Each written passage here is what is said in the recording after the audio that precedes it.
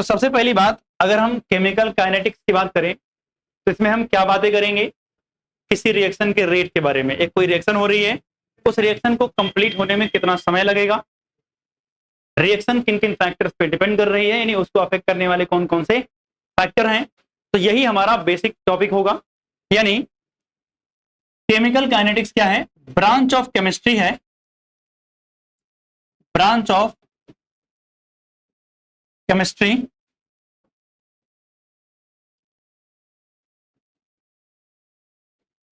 that deals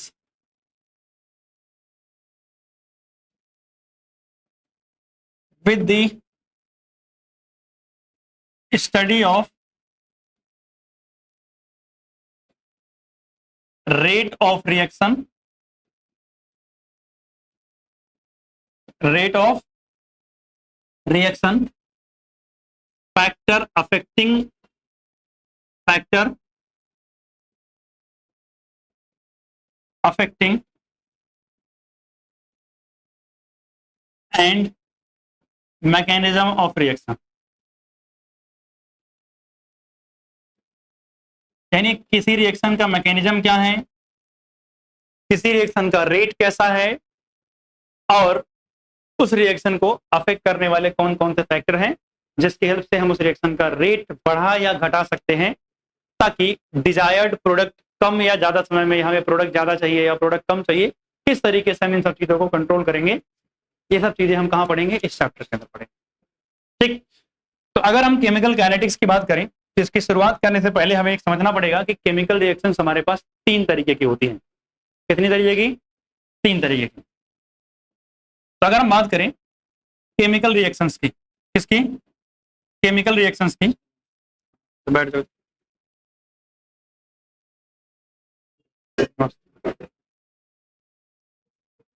अंदर वाली chair पे हो जाओ।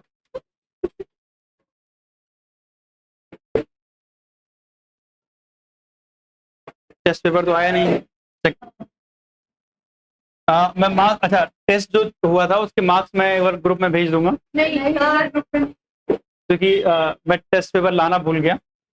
या आप लोग मुझे मैसेज कर देना, नंबर मैं बता दूंगा सबको, बाकी अगली क्लास में लेना। हाँ कल ले आऊंगा, ठीक है। तो मैं क्या कह रहा था कि केमिकल रिएक्शंस हमारे पास कितनी तरीके की होती हैं? 3 तरीके की।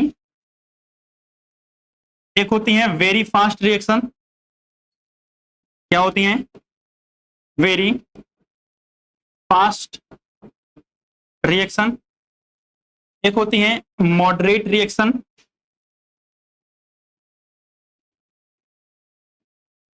और एक होती है very slow reaction. Very slow reaction. अगर मैं वेरी फास्ट रिएक्शन की बात करूं तो ऐसी रिएक्शंस जिनको कंप्लीट होने में केवल कुछ ही फ्रैक्शंस ऑफ सेकंड लगते हैं, मतलब 1 भी सेकंड नहीं पूरा लग रहा है, बहुत स्पीड से रिएक्शन कंप्लीट हो जाती है, ऐसी रिएक्शन को हम क्या बोलते हैं? Very fast reaction.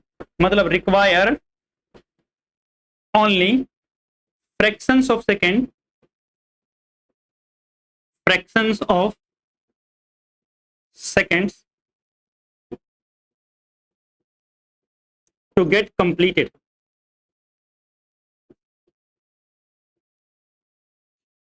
ऐसी रिएक्शंस के एग्जांपल्स की अगर हम बात करें बच्चे, तो जैसे न्यूट्रलाइजेशन रिएक्शन। कौन सी reaction? Neutralization reaction. Neutralization reaction में क्या होता है? एसिड और बेस रिएक्ट करते हैं, और एसिड और बेस की रिएक्शन क्या होती है? बहुत फास्ट होती है। या जितनी भी आयनिक रिएक्शन होती है, जैसे फॉर एग्जांपल अगर मैं AgNO3 के साथ NaCl की रिएक्शन करा दूं, जैसे मैं यहां लिख रहा हूं, जगह नहीं है नीचे, AgNO3 के साथ किसकी रिएक्शन करा रहा हूं? NaCl की करा रहा हूं, तो आपको पता है क्या बनता है? AgCl बनता है और प्लस NaNO3 बनता है। यहां क्या हुआ है? डबल डिस्प्लेसमेंट हुआ है और आयंस अपनी पोजीशन बदले हैं बस।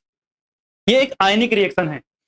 तो यहां पर अगर बात करूं, इस पे प्लस है, इस पे माइनस है, इस पे प्लस है, इस पे माइनस, तो आयंस ने अपनी पोजीशन बस बदली है, और इस रिएक्शन को कंप्लीट होने में 1 सेकंड भी नहीं लगते हैं। तो कहने का मतलब, अगर कोई रिएक्शन इतनी फास्ट हो रही है तो क्या मैं उसके टाइम कैलकुलेशन को कर सकता हूं? और मुझे जरूरत क्यों है, जब कुछ ही सेकंड में खत्म हो जा रही है तो कैलकुलेशन उनकी पॉसिबल नहीं है। इसीलिए केमिकल काइनेटिक्स में हम किन रिएक्शन की बात नहीं करेंगे?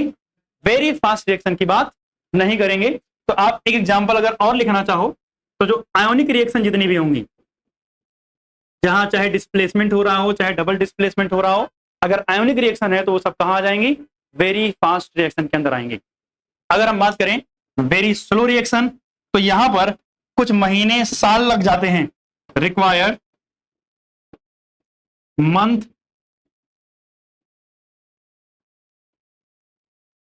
और ईयर्स, मंथ और years to get completed, to get completed. ऐसी रिएक्शंस की अगर हम एग्जांपल की बात करें बच्चे, तो सबसे पहले एक एग्जांपल है रस्टिंग। जैसे आपने लास्ट क्लास में ही पढ़ा था, रस्टिंग एक ऑक्सीडेशन प्रोसेस है। लेकिन क्या रस्टिंग ऐसा होता है कि भैया आज मैंने एक आयरन की रॉड ली, मैं छत पे रख के आ गया, बारिश हो रही थी, आज भीगी और कल सुबह गया देख रहा हूं कि रस्टिंग हो गई? ऐसा तो नहीं होता भैया, कुछ समय तक छोड़ना पड़ेगा, 2-4 दिन, 10 दिन, 15 दिन, उसके बाद आपको थोड़ा बहुत रस्ट दिखाई देना शुरू होगा। हाँ बताओ क्या कहना चाहते? तो ऐसा तो नहीं होगा कि 1-2 दिन में भी कंप्लीट हो जाएगा, कई डेज। अच्छा, जब हम बात करेंगे मॉडरेट रिएक्शन की, तो इन रिएक्शन में कितना 10 मिनट, 15 मिनट, 1 घंटा, 2 घंटा, 4 घंटा, मतलब लगभग विद इन 1 डेज रिएक्शन क्या हो जाएगी? कंप्लीट हो जाएगी। लेकिन इनको एक दिन में ये भी कंप्लीट नहीं होंगे, रस्टिंग है। इसके अलावा एक और चीज बताएं, जो डायमंड होता है ना, वो ग्रेफाइट में कन्वर्ट हो जाता है धीरे धीरे। लेकिन चिंता नहीं करना, अगर आपने खरीद रखा है तो इतना जल्दी ये नहीं होता है, आपकी कई जनरेशन निकल जाएंगी ये प्रोसेस होने के लिए। नॉन स्पॉन्टेनियस रिएक्शन है, बहुत स्लो होती है, मतलब इस रिएक्शन की भी रेट की बारे में बात हम कोई नहीं करेंगे। मतलब जो रिएक्शन बहुत स्लो हो रही है हम केमिकल काइनेटिक्स में उनकी बात नहीं करेंगे, जो रिएक्शन बहुत फास्ट हो रही है हम केमिकल काइनेटिक्स में उनकी भी बात नहीं करेंगे। तो किनकी बात करने वाले भाई साहब? हम बात करने वाले हैं मॉडरेट रिएक्शन की। तो required few minutes to hours to get completed.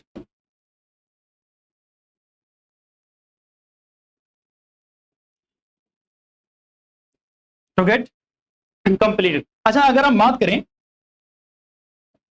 इस वाले में, एक और एग्जांपल आप दे सकते हो, फॉर्मेशन ऑफ वाटर। अगर वाटर की फॉर्मेशन आप H2 और O2 से करो लेकिन बिना किसी कैटलिस्ट के, तो बहुत टाइम लगेगा। इसमें इतना आसानी से ये नहीं होता है, तो ये रिएक्शंस भी यहाँ एग्जांपल में आ जाएंगे। यहां अगर बात करूं तो यहां आपका क्या आता है? Decomposition of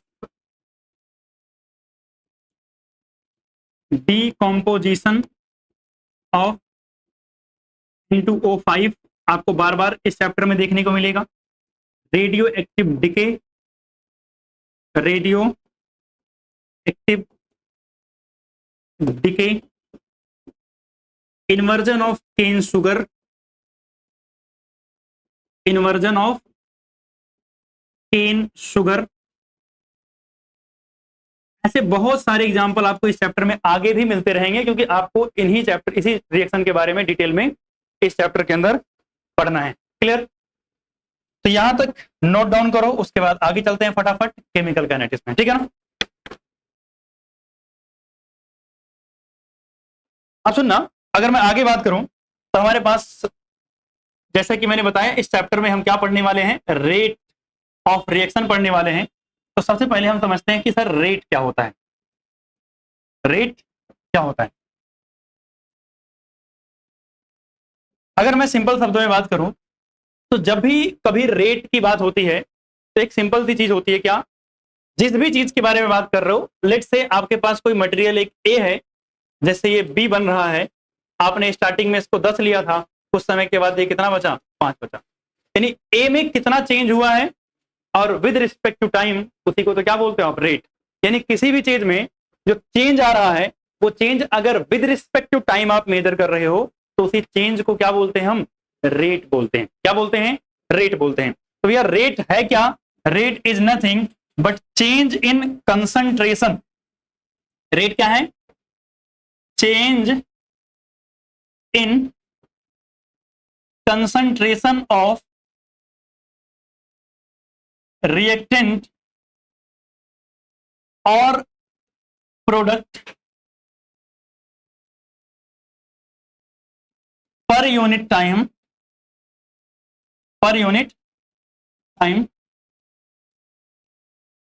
is called rate of reaction, is called rate of reaction। क्या बोलते हैं? रेट ऑफ रिएक्शन बोलते हैं। मान लिया मेरे पास एक रिएक्टेंट था, इस रिएक्टेंट से मैं क्या बना रहा था? प्रोडक्ट बना रहा था। क्या बना रहा था? प्रोडक्ट। तो अगर मैं रेट लिखूंगा तो रेट कैसे लिखूंगा भाई साहब? पहला minus change in concentration of reactant upon में चेंज इन टाइम। ये कर सकता हूं ना, चेंज इन टाइम। या फिर क्या लिख सकता हूं? Change in concentration of product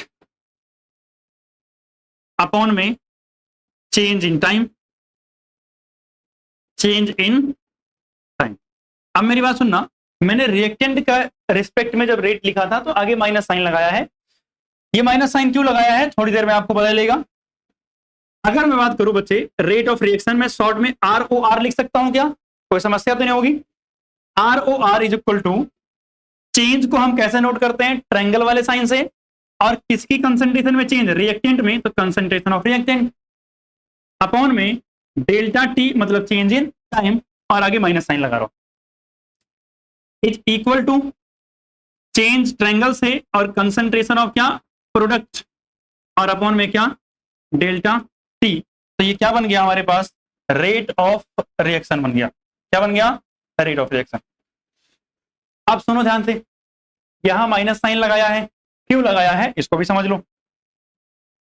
मान लिया मेरे पास यही रिएक्शन थी, रिएक्टेंट से क्या बना रहा था मैं? प्रोडक्ट। रिएक्टेंट से क्या बना रहा था? प्रोडक्ट। स्टार्टिंग में मैंने रिएक्टेंट कितना लिया था? 100, और मान लिया ये कितना था? प्रोडक्ट 0। रिएक्शन शुरू हुई और स्टार्टिंग में टाइम इज इक्वल टू 0 था, और मैंने 10 सेकेंड के बाद देखा ये कितना बचा है? 50 बचा है, और ये कितना बन गया है? 50 बन गया है प्रोडक्ट। सही बात है। अब अगर मुझे ये निकालना हो कि रिएक्टेंट की कंसंट्रेशन में क्या चेंज आया है, तो चेंज कैसे निकालते हैं? Final concentration minus initial concentration. तो आप आ जाओ, अगर मैं रिएक्टेंट का चेंज निकालना चाहूं तो आप क्या बोलोगे? सर रिएक्टेंट की फाइनल कंसंट्रेशन माइनस रिएक्टेंट की इनिशियल कंसंट्रेशन। फाइनल कितना है? 50, इनिशियल कितना है? 100। आंसर कैसा आएगा? माइनस का, यानी -50 आएगा। और अगर मैं टाइम से डिवाइड करूंगा तब भी आंसर कैसा आएगा? नेगेटिव आएगा। यानी रेट क्या आ जाएगा? नेगेटिव। रेट नेगेटिव कभी नहीं होता है। रेट कभी नेगेटिव नहीं हो सकता है। रेट 0 हो सकता है, रेट पॉजिटिव हो सकता है, रेट कम ज्यादा हो सकता है, लेकिन रेट नेगेटिव नहीं हो सकता। मतलब लेट्स से मैंने आपको एक काम दिया, हो सकता है आपने वो काम ना किया हो सकता है आपने वो काम कर लिया हो, बट वो काम नहीं किया और ऊपर से जो है कुछ नुकसान भी करा दिया, या नेगेटिव में काम कैसे कर सकते हो आप?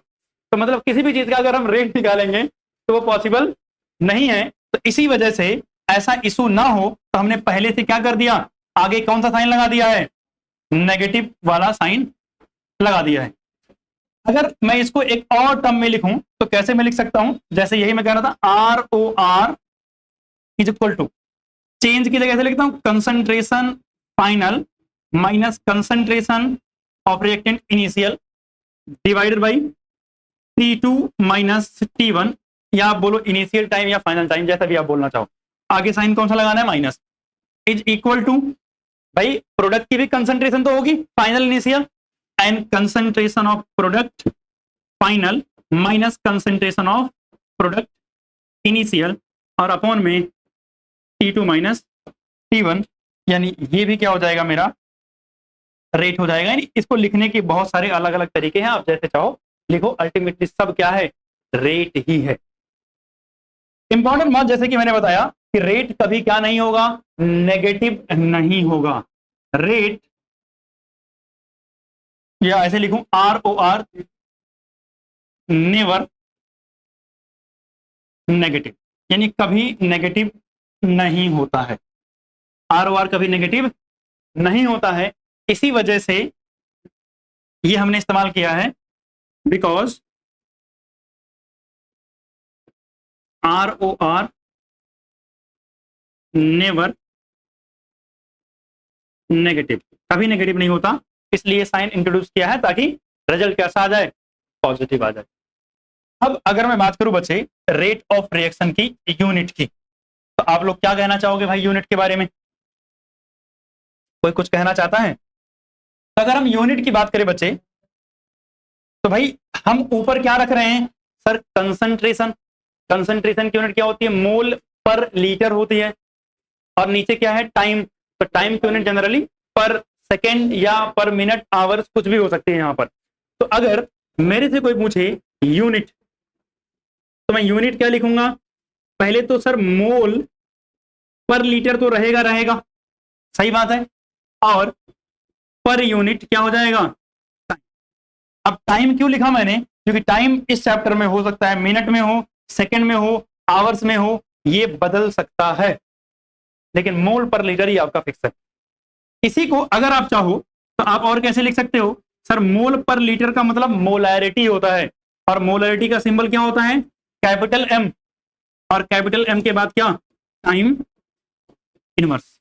ये क्या हो जाएगी, यूनिट।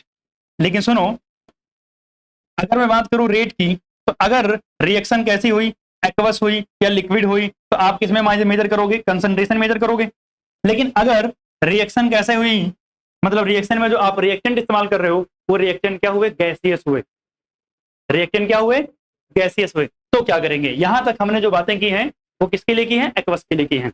चलो आगे, नोट कर लिया है, ठीक। अब सुनना, अगर हम बात करें रेट, यानी ROR in term of pressure, किसके टर्म में, प्रेशर के टर्म में। तो अगर हम प्रेशर के टर्म में रेट ऑफ रिएक्शन को लिखेंगे तो क्या होगा, इसको समझते हैं। सर अगर रेट ऑफ रिएक्शन हमने प्रेशर के टर्म में लिखा, तो लिखेंगे ROR यानी rate of reaction is equal to change in pressure, यानी डेल्टा, प्रेशर का सिंबल क्या, P, और मुझे बताना है कि ये रिएक्टेंट का है, तो नीचे क्या लगाऊंगा, R divided by change in time, और आगे कौन सा sign, minus sign, is equal to change in pressure, और यहां मैंने P लिख दिया, मतलब क्या है, प्रोडक्ट का है, और यहां नीचे क्या, डेल्टा T यानी चेंज इन टाइम। ये किसके टर्म में है, इन टर्म ऑफ प्रेशर, अगर प्रेशर के टर्म में निकालना हो तो। अब सुनना, अगर आप प्रेशर के टर्म में निकालने जाओगे तो एक दूसरी जो इक्वेशन बनेगी वो फिर से क्या बनेगी, ROR is equal to ROR is equal to क्या, फाइनल प्रेशर, क्या हो जाएगा, final pressure minus initial pressure upon में T2 माइनस T1। ये दोनों के लिए, चाहे रिएक्टेंट का फाइनल प्रेशर हो या प्रोडक्ट का फाइनल प्रेशर हो, और मैं यहां आगे साइन लगा रहा हूं बच्चे, प्लस माइनस, यानी डिपेंडिंग अपॉन रिक्वायरमेंट की रिएक्टेंट है या प्रोडक्ट है, आप साइन यूज कर लोगे। अगर आंसर पॉजिटिव आ रहा है तो कोई साइन नहीं यूज करना है, लेकिन अगर आंसर नेगेटिव आ रहा है तो आगे क्या लगा दोगे, माइनस साइन लगा दोगे, आंसर पॉजिटिव हो जाएगा। तो अगर मैं आगे बात करूं, यहां तक बात समझ में आई। अगर हम यूनिट की बात करें बच्चे, तो आप बताओ यूनिट क्या होगी भैया, प्रेशर की यूनिट तो कुछ भी हो सकती है, ATM हो सकती है, पास्कल हो सकती है, ठीक है ना, मरकरी में हो सकता है, mmHg में हो सकता है। तो यहां हम सीधा सीधा लिख रहे हैं प्रेशर, यानी जिस भी यूनिट में आपको दिया होगा वो प्रेशर की यूनिट यूज करोगे, और फिर क्या करोगे, टाइम इनवर्स, सही बात है। तो इस तरीके से हमें क्या मिल गई, unit of rate of reaction in term of pressure. अब यहां तक की बात हुई। अब हम बात करते हैं थोड़े से बच्चे ग्राफ की। किसकी बात करते हैं, ग्राफ की। सुना ध्यान से, अगर हम ग्राफ बनाएं, इस एक्सिस पर हमने क्या लिया है, टाइम, और इधर हमने क्या लिया है, कंसंट्रेशन। क्या लिया है? कंसंट्रेशन। अब चाहे कंसंट्रेशन आप प्रोडक्ट की लो या आप कंसंट्रेशन किसकी ले लो? रिएक्टेंट की ले लो। अब आप मुझे बताओ जल्दी से कि क्या होना चाहिए रेट के साथ। अब सुनना, अगर मैं बोलूं रिएक्टेंट की कंसंट्रेशन, तो रिएक्टेंट की कंसंट्रेशन इनिशियली कुछ ना कुछ तो होगी, तो ग्राफ कहीं ना कहीं कहां शुरू होगा? ऊपर से शुरू होगा, और धीरे धीरे इसकी कंसंट्रेशन डिक्रीज करेगी, मतलब ग्राफ कैसा आएगा? नीचे की तरफ। तो मतलब अगर मान लिया यहां से शुरू हुई और ग्राफ क्या आ रहा है? ऐसे हो सकता है। प्रोडक्ट की कंसंट्रेशन स्टार्टिंग में, यानी जब रिएक्शन शुरू नहीं हुई थी, तो कितनी होगी? 0 होगी। मतलब ग्राफ कहां से शुरू होगा? इस ओरिजिन वाले पॉइंट से, और धीरे धीरे क्या होगा? ग्राफ बढ़ता चला जाएगा। तो इस तरीके से अगर हम बात करें तो ये क्या है? प्रोडक्ट का है, और ये क्या है? रिएक्टेंट का है। तो मतलब ये प्रोडक्ट की कंसंट्रेशन चेंज हो रही है विद रिस्पेक्ट टू टाइम, और ये रिएक्टेंट की कंसंट्रेशन चेंज हो रही है विद रिस्पेक्ट टू टाइम। तो इस तरीके से हमें क्या मिल जाएगा? ग्राफ मिल जाएगा। इसको भी बनाओ और आगे चलते हैं।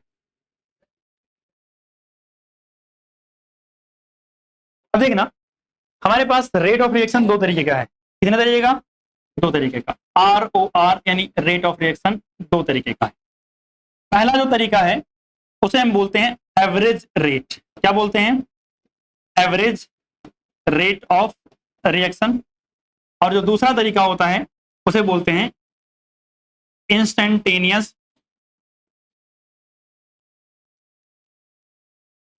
Rate of reaction.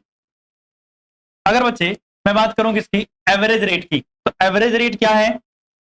जब रेट मेजर किया गया हो एक पर्टिकुलर टाइम इंटरवल के बीच में। जैसे मान लिया एक रिएक्शन शुरू हुई, 0 सेकंड पर स्टार्ट हुआ और 10 सेकंड तक रिएक्शन चली। 10 सेकंड तक एक रिएक्शन हुई। मैं कह रहा हूं 2 सेकंड से लेकर के 8 सेकंड के बीच में रेट क्या था? तो टाइम गैप दे दिया ना। इनिशियल टाइम क्या बताया मैंने? 2 सेकंड, और फाइनल टाइम क्या बताया? 8 सेकंड। तो एक मुझे टाइम गैप मिला, एक टाइम पीरियड मिला। अगर मैं इसके बीच में रेट पूछूंगा तो क्या होगा? एवरेज रेट होगा। लेकिन मैं बोल रहा हूं एट 2 सेकंड, यानी दूसरे सेकंड पर। मैंने गैप नहीं दिया, मैं बोला एग्जैक्टली सेकंड, यानी दूसरे सेकंड पर जो है कितना रेट होगा, या थर्ड सेकंड पे कितना रेट होगा, फोर्थ सेकंड पे कितना रेट होगा। एक पर्टिकुलर इंस्टेंट ऑफ टाइम पे अगर पूछूं तो वो क्या होता है? इंस्टेंटेनियस रेट होता है। तो अगर हम बात करें सबसे पहले एवरेज रेट की, तो rate of reaction measured during a time interval. किसी टाइम इंटरवल में मेजर किया गया रेट जो है उसे क्या बोलते हैं? एवरेज रेट बोलते हैं। और अगर मैं बात करूं एवरेज रेट की, तो बच्चे ये आप पीछे से पढ़ के आ रहे हो, minus change in concentration of R upon में change in time is equal to change in concentration of product upon में चेंज इन टाइम। यानी ये जो पढ़ रहे थे आप पीछे, ये एक्चुअली में था क्या? एवरेज रेट ही था। क्या था ये? एवरेज रेट ही था। अगर मैं इंस्टेंटेनियस रेट की बात करूं तो क्या होता है? Rate of reaction measured at any instant, at any instant of time. भैया किसी फिक्स टाइम पर मेजर किया गया जो रेट होता है दैट इज इंस्टेंटेनियस रेट। फर्क क्या होता है? कुछ नहीं, छोटा सा डिफरेंस है। यानी अगर मैं यहां ROR लिखूंगा तो माइनस DR अपॉन में DT is equal to DP upon में DT। ये क्या है? इंस्टेंटेनियस रेट है। ये कौन सा रेट है? इंस्टेंटेनियस रेट है। अब सिर्फ आपको फर्क किस बात का दिख रहा है? यहां डेल्टा लगा हुआ था, वहां डी लगा हुआ है। आपको पता ही है फिजिक्स में आप पढ़ते हो, जब डिफरेंशिएशन आ जाता है तो एक पर्टिकुलर इंस्टेंट ऑफ टाइम की हम बात कर रहे हैं, यानी क्या है? इंस्टेंटेनियस रेट है। आप सुना ध्यान से, अगर इसको हम ग्राफिकली एक्सप्लेन करें ये क्या है दोनों में डिफरेंस, तो मैंने एक ग्राफ बनाया। इधर मैंने ले रखा है कंसंट्रेशन ऑफ रिएक्टेंट, और इधर मैंने लेकर रखा है क्या? टाइम।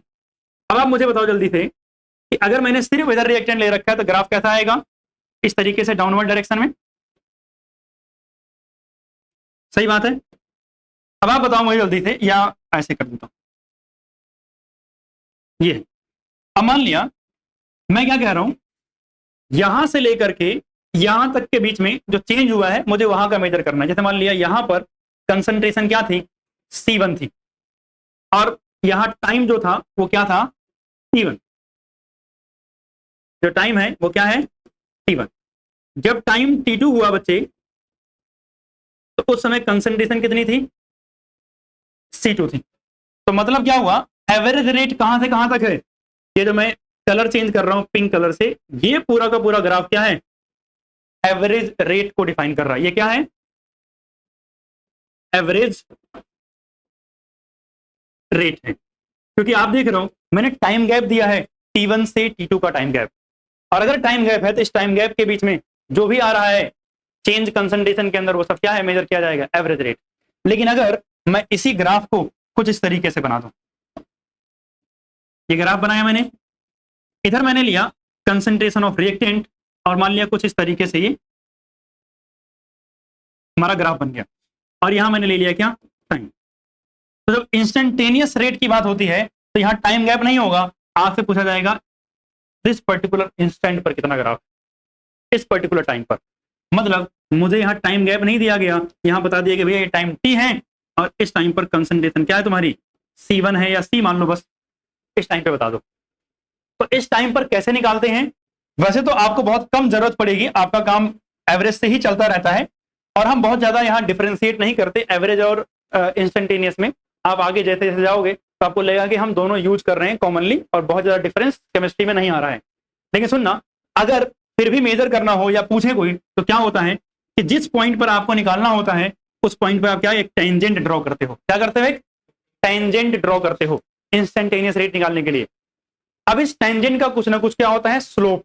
क्या होता है, स्लोप।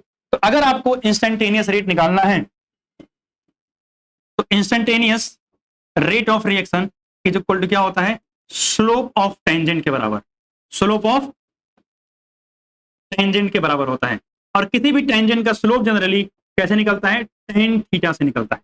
कैसे निकलता है, tan थीटा। मतलब इस पॉइंट पर अगर हम tan थीटा कैलकुलेट कर लें या स्लोप कैलकुलेट कर लें तो मुझे क्या मिल जाएगा, इंस्टेंटेनियस रेट मिल जाएगा। बस समझने के लिए था, यूज में हम इसका बहुत ज्यादा इस्तेमाल केमिस्ट्री में नहीं करेंगे, हम ज्यादा किसका यूज करेंगे, एवरेज को ही। और आप देखोगे बहुत सारी जगहों पर एवरेज और इंस्टेंटेनियस दोनों ऐसे आपस में यूज करते रहेंगे। ठीक, तो एक आइडिया आपको लग गया कि सर दोनों में डिफरेंस क्या होता है, यानी इंस्टेंटेनियस और एवरेज क्या क्या है। अगर इतना पता चल गया है तो अगर आ गया हो तो आगे चलें। यहां तक कोई समस्या किसी को, आप सुनना। अब अगर हम बात करें, यानी अभी तक हमने समझा कि सर रेट ऑफ रिएक्शन क्या होती है, उसके अलावा प्रेशर की टर्म में कैसे लिखते हैं, एवरेज एंड इंस्टेंटेनियस रेट कैसे होता है। अब जो हमें समझना है, यहां से क्वेश्चंस आते हैं, और वो क्या है, rate of a chemical reaction. Rate of a chemical reaction with stoichiometric coefficient. Stoichiometric coefficient with stoichiometric coefficient.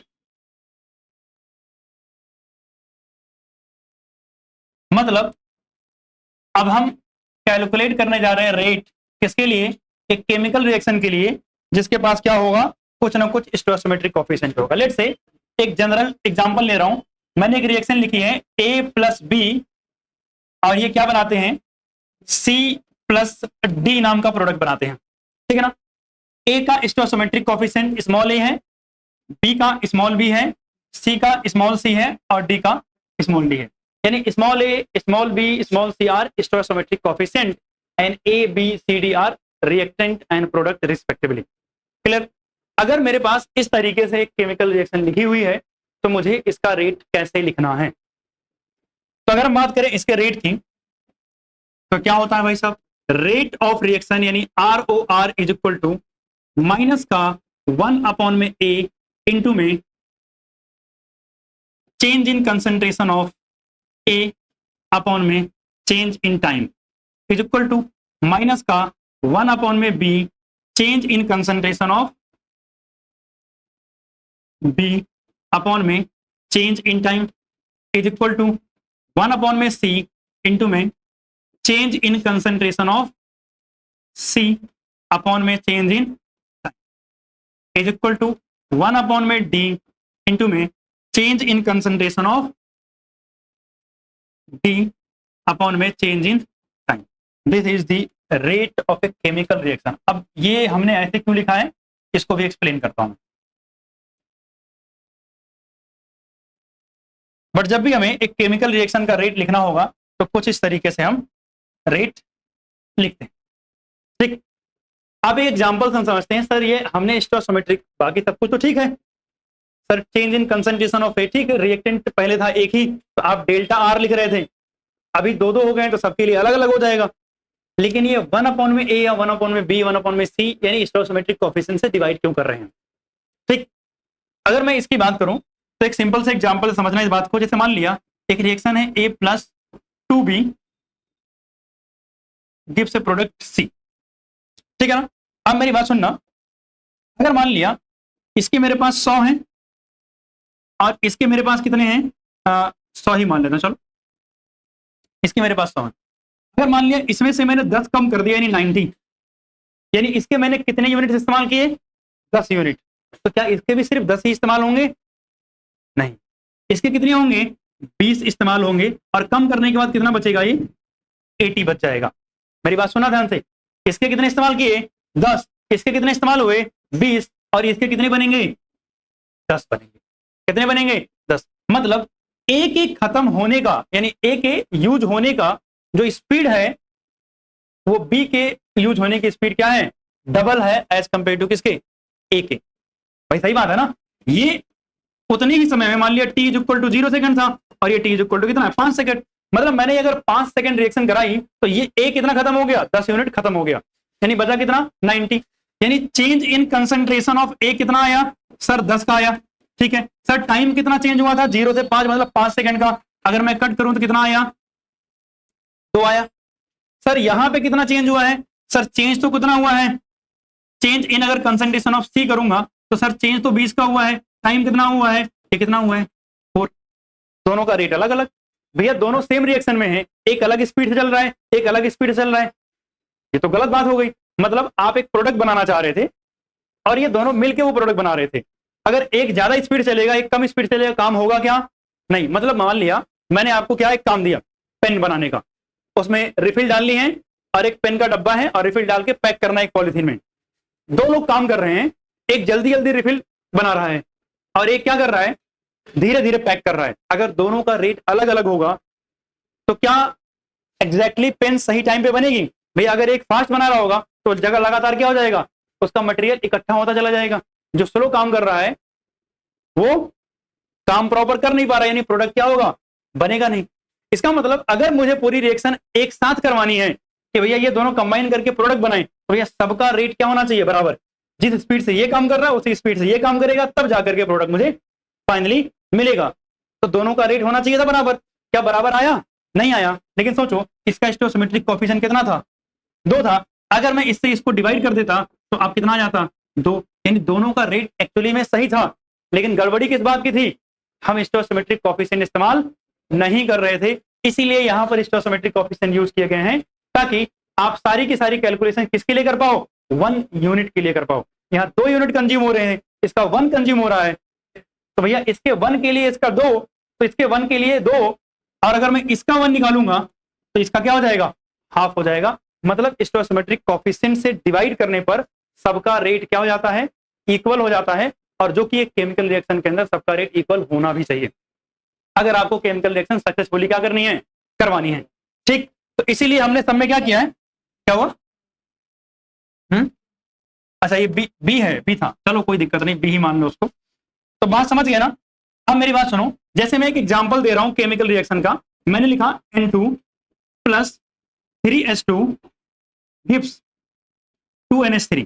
मैं चाह रहा हूं इसका रेट ऑफ रिएक्शन बस आप लिखो, एक्सप्रेशन लिखना है बस। अगर मैं ROR निकालूंगा तो मैं कैसे लिखूंगा, सर माइनस का साइन लगाया, कोई स्टोइकोमेट्रिक कोएफिशिएंट नहीं है तो मैं ट्रायंगल का साइन लगाऊंगा और change in concentration of N2 कर दूंगा, डिवाइडेड बाय चेंज इन मैं लिख दूंगा इज इक्वल टू, यहाँ स्टोइकोमेट्रिक कोफिशिएंट है तो माइनस साइन लगा के 1/3 और multiply change in concentration of H2 लिखूंगा, अपॉन में क्या लिख दूंगा, डेल्टा टी लिख दूंगा। कहाँ गया मैं प्रोडक्ट में, तो मैंने क्या लिखा 1/2 मल्टीप्लाई किससे किया, change in concentration of NH3 divided by change इन। इस तरीके से किसी भी केमिकल रिएक्शन का रेट लिखा जाएगा। क्लियर बात।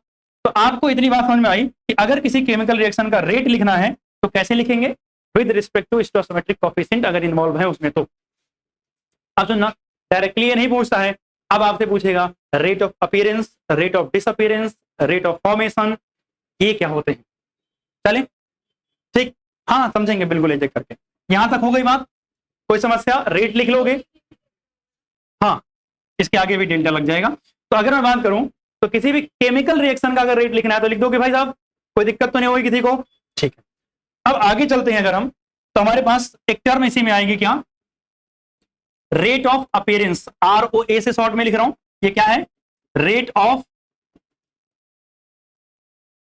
अपीयरेंस। अच्छा आप बताओ, अपीयर होना मतलब बनना, अगर कहीं लिखा हो रेट ऑफ फॉर्मेशन ROF, दोनों बातें सेम होती हैं, दोनों क्या होती हैं, सेम। रेट ऑफ फॉर्मेशन, अब आप मुझे बताओ रेट ऑफ फॉर्मेशन या अपीयरेंस किसके लिए होगा, प्रोडक्ट के लिए या रिएक्शन के लिए, प्रोडक्ट के लिए होगा, क्योंकि बनेगा कौन, प्रोडक्ट ही बनेगा। तो मतलब ये दोनों चीजें डिफाइन किसके लिए हो रही हैं, और प्रोडक्ट किसके लिए हो रही है डिफाइन, फॉर प्रोडक्ट। यानी अगर मुझे रेट ऑफ फॉर्मेशन या रेट ऑफ अपीयरेंस लिखना है तो वो किसके लिए लिखूंगा मैं, प्रोडक्ट के लिए। ऐसे ही अगर मुझे कहीं मिले ROD, ROD मतलब rate of disappearance, rate of disappearance या फिर डीकॉम्पोजिशन, या फिर डीकॉम्पोजिशन। अब भाई डिकम्पोज कौन होगा या डिसअपीयर कौन होगा, रिएक्टेंट। तो ये किसके लिए होगा, रिएक्टेंट के लिए, और रिएक्टेंट। यानी यहां तक बात समझ आई। ROD पूछ रहा है तो मतलब रिएक्टेंट के बारे में पूछ रहा है, ROF या ROA पूछ रहा है तो मतलब किसके बारे में पूछ रहा है, प्रोडक्ट के बारे में पूछ रहा है। तो अगर हम इतना समझे तो अब एक बार समझते हैं कि सर ROD या ROF कैसे निकालते हैं। तो अगर मैं बात करूं बच्चे, सबसे पहले ROA या ROF की, ROA या ROF की, तो ROA या ROF हम लिख रहे हैं किसी एक केमिकल रिएक्शन के लिए, और वो केमिकल रिएक्शन हम पीछे से ही ले लेते हैं। एक रिएक्शन अभी हमने लिया था A + B gives C + D। Clear बात। इसका स्टोइकोमेट्रिक कोफिशिएंट C, इसका D, इसका B और इसका A। तो भैया ROF डेफिनेटली किसके लिए होगा, C और D के लिए होगा। तो अगर मान लिया मैं लिख रहा हूं ROF किसका, ऑफ C, तो कैसे लिखूंगा, सुना ध्यान से, change in concentration of C upon में चेंज इन टाइम। ये क्या है, ROF ऑफ C। अगर मेरे से कोई पूछे ROA, सुना ध्यान से, अब रेट नहीं है, अब सिर्फ मैं एक की बात कर रहा हूं। जैसे C किस स्पीड से बन रहा है, जैसे दो लोग काम कर रहे थे, दो लोग मिलकर काम कर रहे थे पेन बनाने के लिए, तो अब मैं ओवरऑल स्पीड की नहीं बात कर रहा हूं, अब मैं कर रहा हूं एक अकेला अकेला कैसे काम कर रहा है वो बताओ। तो यानी इंडिविजुअल रेट की बात कर रहा हूं मैं, तो मुझे ओवरऑल से तो कोई मतलब नहीं है। तो अकेले अकेले में हो सकता है कोई स्लो काम कर रहा है, हो सकता है कोई धीरे काम कर रहा है, लेकिन नेट रिजल्ट क्या होगा वो अलग चीज है। तो जब मैं ROF निकालूंगा तो उसमें मुझे स्टोइकोमेट्रिक कोफिशिएंट की जरूरत नहीं है। यानी ROA या ROF यहां निकालूंगा किसका, ऑफ D, तो ये किसके बराबर होगा, change in concentration of D upon में डेल्टा T। अब मुझे बस एक छोटी सी चीज बताना भी, अगर मैं ROA निकाल जो है ROD निकालने जाऊंगा किसका, ऑफ A, या फिर मैं निकालने जाऊंगा ROD ऑफ B, तो क्या आएगा, माइनस, क्योंकि ये खत्म हो रहा है तो माइनस साइन इंडिकेट करेगा क्या, डिक्रीज का। अगर हम बात करें तो कितना चेंज हो रहा है, A अपॉन में डेल्टा T, और यहां चेंज हो रहा है डेल्टा B अपॉन में डेल्टा T।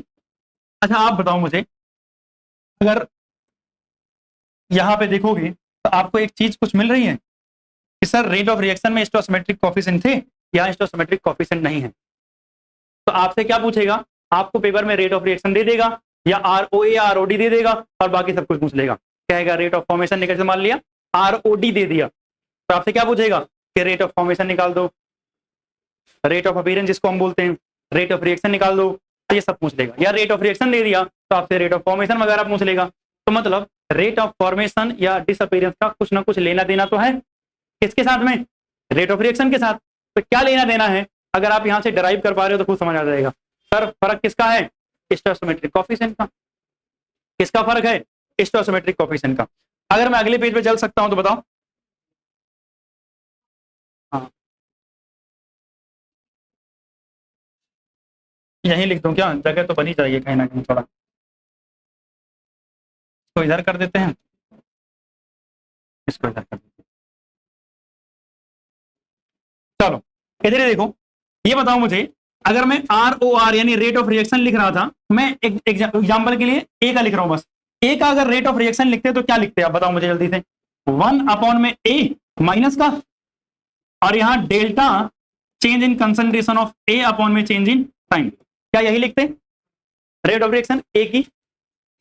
अब मुझे अगर ROD की बात करना है तो ROD क्या है सर, ये माइनस साइन भी आएगा और ये नंबर आएगा, बस किसको छोड़ दो, स्टोसिमेट्रिक कोफिशिएंट को छोड़ दो, तो मैं इसमें मल्टीप्लाई कर दूं। यानी सिंपल शब्दों में अगर मैं बात करूं ROD ऑफ ए क्या आ जाएगा, ROR मल्टीप्लाई विद ए।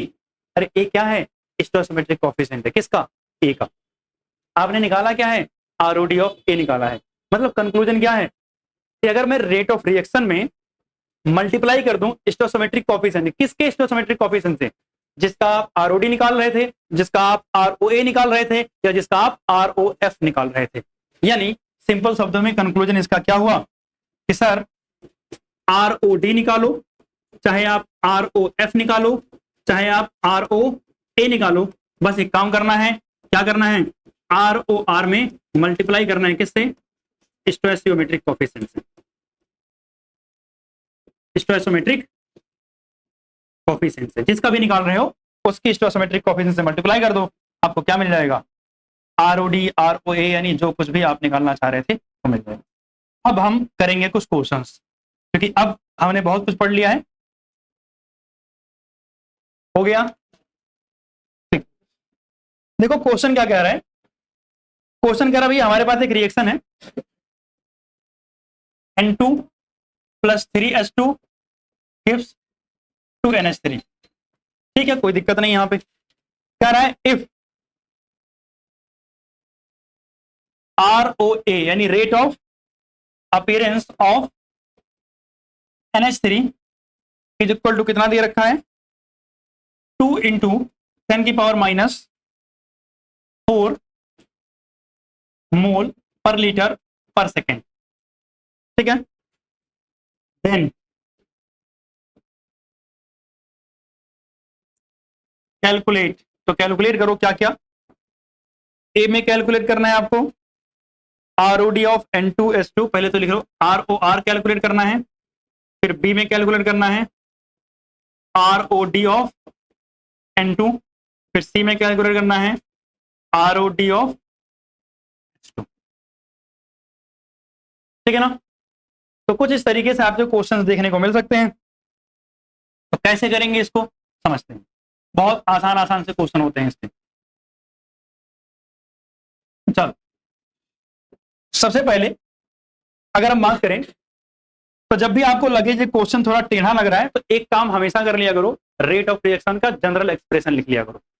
मतलब ROR, अगर इस इक्वेशन का ROR लिखते तो change in concentration of N2 upon में change in time is equal to minus का 1/3 इंटू में change in concentration of H2 upon में change in time is equal to 1/2 into में change in concentration of NH3 upon में change in time.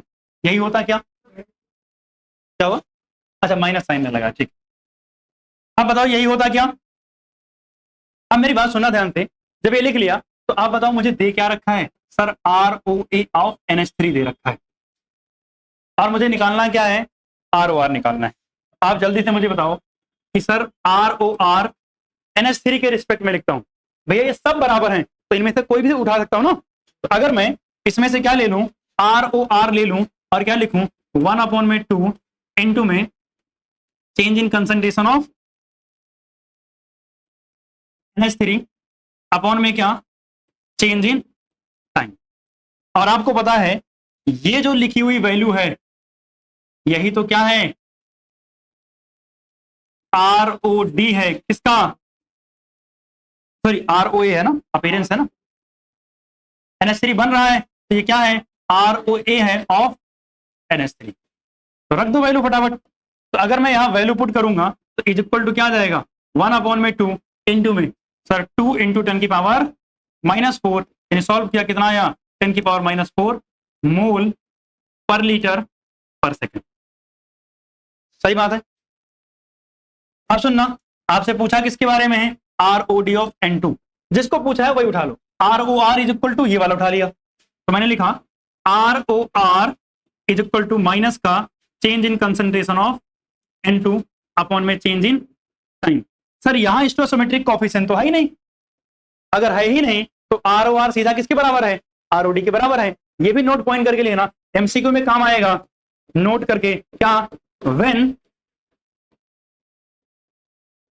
Stoichiometric coefficient क्या हो is equal to 1 हो, तो मतलब ROR किसके बराबर होता है, चाहे ROD हो, चाहे ROF हो, चाहे ROA हो, ये सबके बराबर होता है सीधा।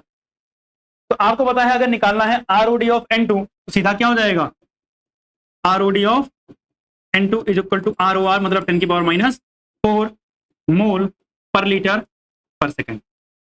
सही बात है क्या। अब इसका थर्ड पार्ट क्या कह रहा है, कह रहा है मुझे ROD चाहिए H2 का, तो फिर से ROR किसके रिस्पेक्ट में लिख लूंगा H2 के रिस्पेक्ट में। तो मतलब मैंने लिखा ROR इज इक्वल टू कितना 1/3 माइनस साइन के साथ change in concentration of H2 upon में चेंज इन। सर ये जो है इतनी सी बात और इंक्लूडिंग इस नेगेटिव साइन क्या है, ये ROD है किसका ऑफ H2। तो सीधे शब्दों में आंसर क्या आया ROD of H2 is equal to sir ROR में मल्टीप्लाई किससे कर दो 3 से कर दो, तो मतलब क्या आ जाएगा 3 × 10⁻⁻4 मोल पर लीटर पर सेकेंड। क्लियर है क्या। इस तरीके से आपको ROR निकालने के लिए बोले, ROD निकालने के लिए बोले, ROF निकालने के लिए पूछे, यानी जो कुछ भी बोलेगा वो आप कैलकुलेट कर सकते हो by using rate of reaction या जो भी आपको दिया हुआ है। क्लियर। तो यहां तक हमने आज की क्लास में बेसिकली रेट ऑफ रिएक्शन के बारे में पढ़ा है। अब अगली क्लास में जो है आगे हम पढ़ेंगे कि केमिकल काइनेटिक्स के अंदर ऑर्डर वगैरह क्या होता है, मॉलिक्यूलरिटी क्या होती है और रेट लॉ क्या है। रेट लॉ के बाद ऑर्डर, मॉलिक्यूलरिटी, इन सब टर्मों की हम बात करेंगे। तो आज बस यहीं तक, मिलते हैं अगली क्लास में।